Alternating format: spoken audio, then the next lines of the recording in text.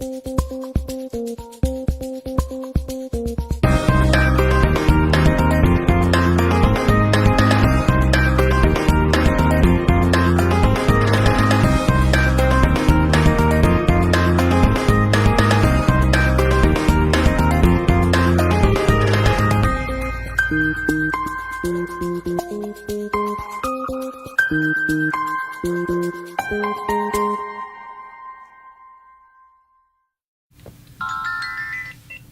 hello, children.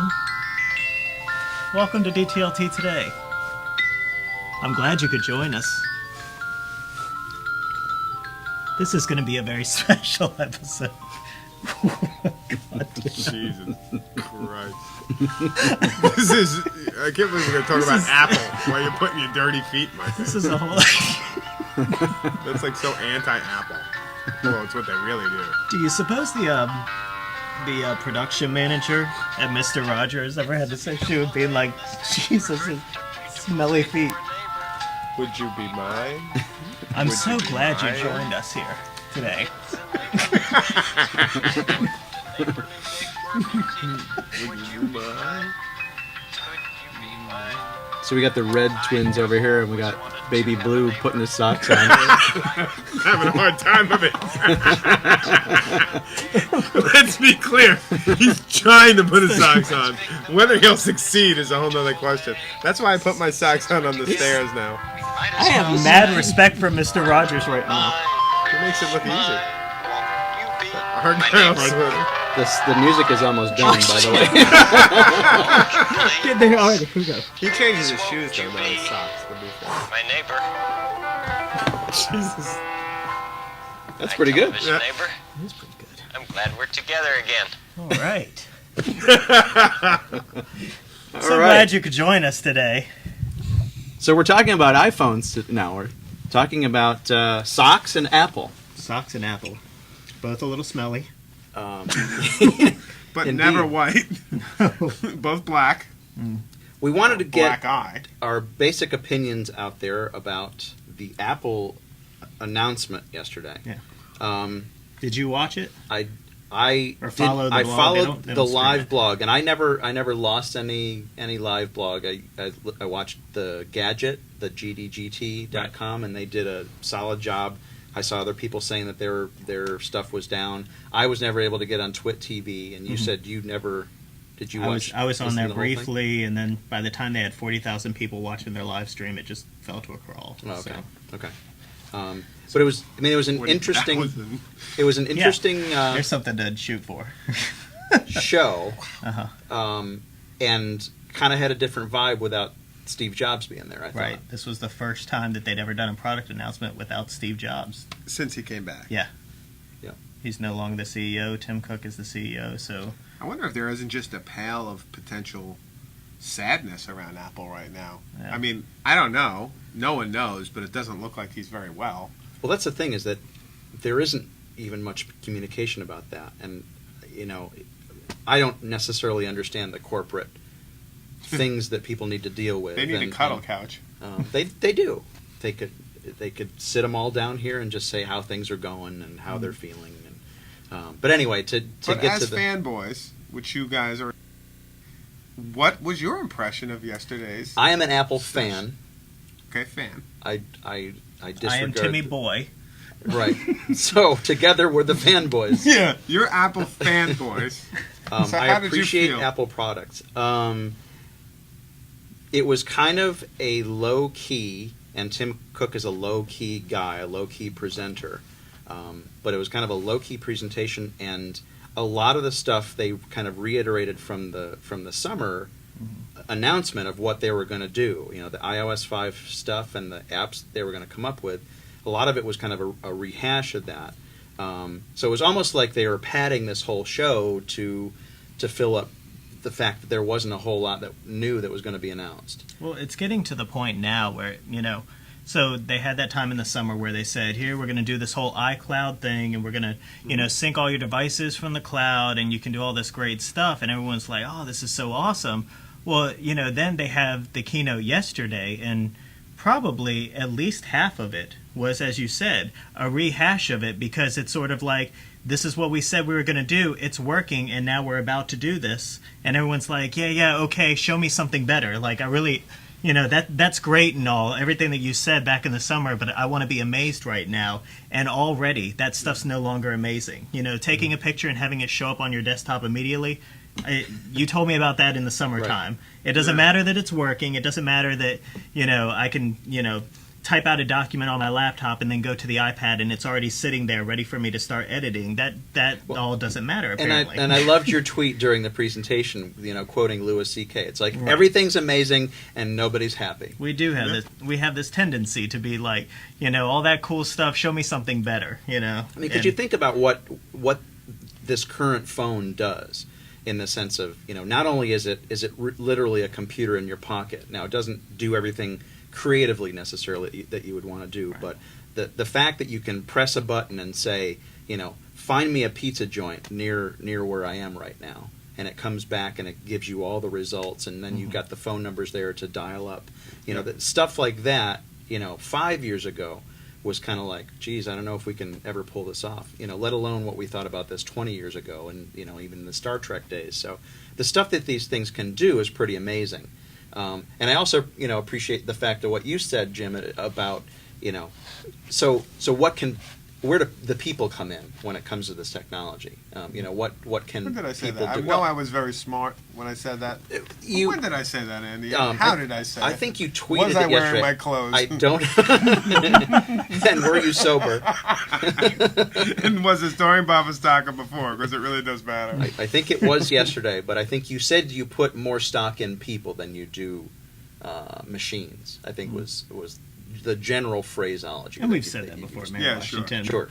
Invest in people, not products. I mean, and I think that's that's absolutely. And my point is always, so all right, so you got these tools, and what do you do with them, and how can you use them properly and to the best benefit and that sort of thing. So well, I mean, here's my thing on that.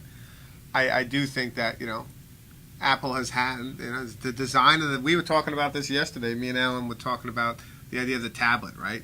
John Becker came in here and he had a tablet, and it's like, oh, look at that tablet. And I remember people kind of saying that tablet will change everything, and it didn't. And people saying the tablet will change everything in terms of like the iPad. He had a netbook. A netbook, right? Well, didn't it have a tablet-like base or no? I don't think so. I think it was a netbook. I'm referring back to the tablet where Sure. you could actually write on the screen. Yep. And there's no two ways that the design of the iPad did change things. It is going to. I mean, I don't disagree with that. I watched my daughter during Babastock take the iPad that I think Martha brought and play with it, and it was pretty cool to see that, But, I mean, I still think at some point that, like, the relationship we have with corporations or with vendors, just like Tom Woodward had laid out, I mean, that's not what I'm interested in. I do think that these things have potential in all these different ways, but the Apple kind of, I think, even off that point, I think the Apple thing is going to change a little with Steve Jobs, because there was a cult of personality going there that was very interesting in some ways, but very much specified on him. And it seemed like yesterday was like almost like a sober awakening of Apple fans that, wait, he's gone. Yeah. And there's a sad pale to it. It's interesting that you say that, because I almost appreciated the fact that things were dialed down yesterday. Yeah. That things weren't, that the presentation itself wasn't a bunch of hype. It was, and this was kind of in hindsight. I think people were keyed up for this presentation and wondering, let's give this P.T. Barnum like show, and when it didn't turn out to be that way, it was kind of like there was almost anarchy in the streets, because the Apple faithful weren't getting entertained. And then as I'm watching it and then thinking about it afterwards, I'm thinking it's not bad to have this low-key company again, and maybe dialing back the expectations, and also maybe this will provide or lead to more transparency in terms of what they're doing. I don't know if well, Apple you can always find ever get there. After a keynote that often someone will make like a supercut of all the different adjectives, and so it's like you'll find these videos where it's like amazing, magical, so super amazing, it works, boom, perfect, yeah, awesome. And it's just like when you see them all put together, and it's like 10 or 15 minutes of just these adjectives. You're just like, okay, but seriously, you know. Right. I mean, at some point, I mean, even when they came out with the iPad, it was like this magical device, you Right, know, and yeah. it was just like magical. I don't know. Okay, yeah, maybe, but at some point you want them to back off. And I think in some ways, if I was to guess, part of it is probably that they felt in the past recently a little bit burned by certain things. You know, when they were talking about their antenna design, they weren't, you know, tail tucked between their legs. They were talking up yesterday about how they've adjusted the antenna. It can work with both receiving and placing calls and stuff. They didn't mention the issues they had last year where people were saying, oh, if you hold it wrong, it fucking sucks, you know, whatever. Yeah, But that was the implied thing was, you know, we've adjusted our antenna and that's working. All of the iCloud stuff, they're probably crossing their fingers hoping that it works the way they want it to, because when MobileMe came out, there was this huge thing where it was the servers were crashing. You know, I mean, when you take every single Apple person that has this new product and throw them all on an email or a calendar server all at once, you know, it's difficult. And I think they're probably trying to, you know, set expectations accordingly by not talking it up too much. Yeah, and there seems to be this kind of vibe around what's being introduced. In many ways, there's a lot of stuff that they could have talked about yesterday.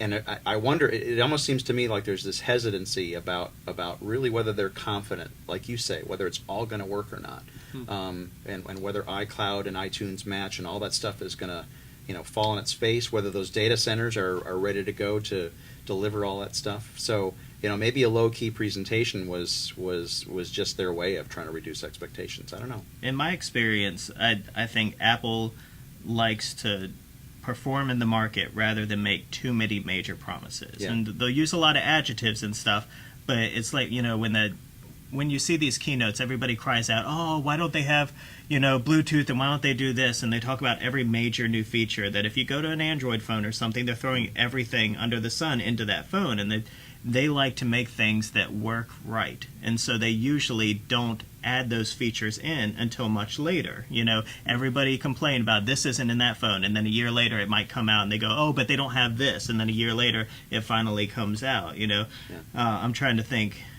Well, you know. I mean, if I could speak to both your points, which are well made, and about Apple, and when I think about, I didn't even watch the keynote yesterday. Mm-hmm. I didn't follow the live blog.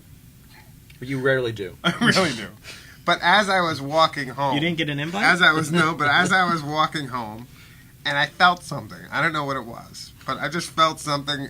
I felt like a pal and Like sadness, and like it was a disturbance in the force, and it made me think at that moment that Apple's pretty much done as a company. That they're not going to really last out the year, probably. I Okay. think by December It you'll was- be getting an announcement that they're done, and unfortunately, when Steve Jobs left, that was it. And I was- think that's just the first moment we'll realize over the next 2 months or 3 months that Apple's done. It was as if the voice of 1,000 fanboys cried out, and they were all silent. And they were still. like It that. was Just And that has happened already over in Cupertino or wherever they are, but it's Yeah. going to take a little while for the rest Sure. of the people to understand that. yeah, that stuff doesn't happen at light speed. There's like shadows on the wall there where Sure. people used to walk and work. It's a freaking nightmare. So I'm going to sell my Apple. I'm going to get right on a Dell soon.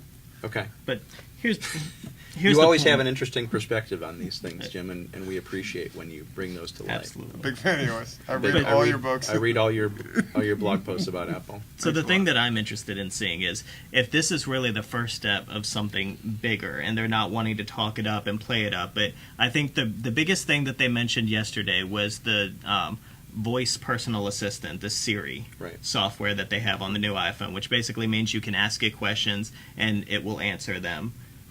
So it's It will actually answer your question. absolutely Mhm. yeah. You could ask it mathematical equations, or you could say how far am I to Stafford, and it'll answer 23 miles or something like that. Jesus. So that's the start of something pretty amazing. Well, that's And- the start of that original Apple video that John Udell pointed to in 2006 when they came to give the keynote speech here. It's what they called the Navigator or Yes. whatever. It's like Yep. you would talk into the computer and it'd be like, Exactly. who do I have an appointment with today? Again, somebody reposted that video again.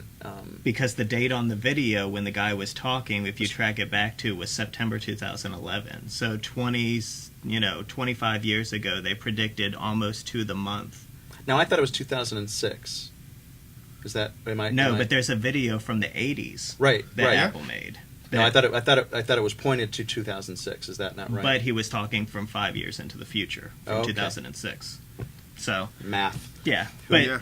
But here's the thing. But So, the personal assistant would figure that out for you. well, yeah. If someone right. was calling in 2006, We're all- 5 years out to the future, We're all going to be back in idiots 84. because we're just going to have to talk into our phone to know what we're talking Our about. iPhones are making us dumber. Well, Exactly. I mean, does Wikipedia make us dumber? I mean, that's the real question. At what point does technology replace, our own thinking and stuff? There was somebody else who posted a video from Google because Android has a similar thing with the things called, I guess, voice actions. Yeah. And there's a video from Google and there's a video from Apple, and they were saying that Google's video is much more kind of process oriented. Mm-hmm. Very specific things. You're looking for directions or for it Call- to start directions call or to Andy call Rush. somebody. Yeah.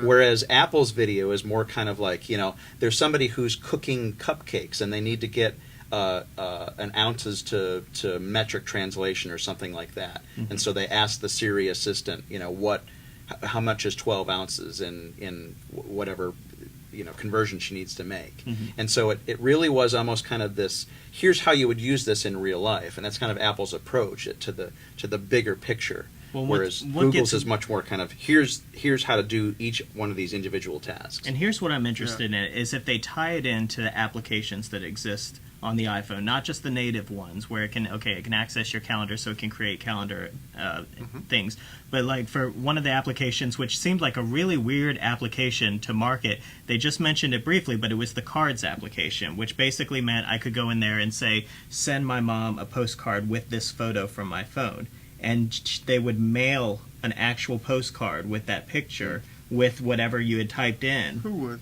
Apple. That's awesome. Yeah, so it ties into your Apple account. It charges you like $2.50, and it would mail an actual postcard. So it would cost you $2.50 to mail that postcard. Right.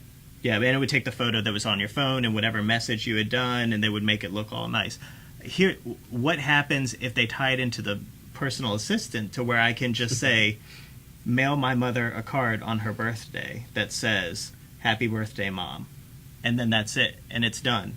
And it does it because it knew from your contact information who my mom was, what her birthday was, what her address is. That's cool.